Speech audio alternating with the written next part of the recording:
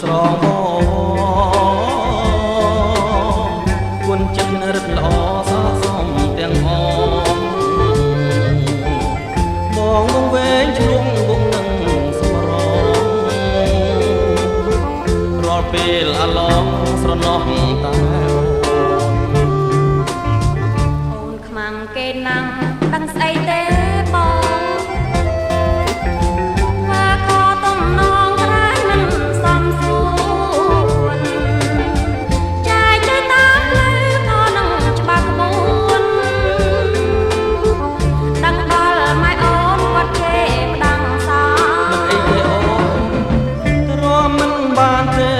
លឹងបង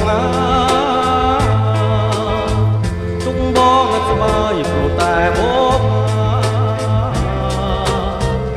ងស្រឡាញ់អូនលើដួងនេត្រាសូមម្ចាស់ចិន្តាប្រណីបងប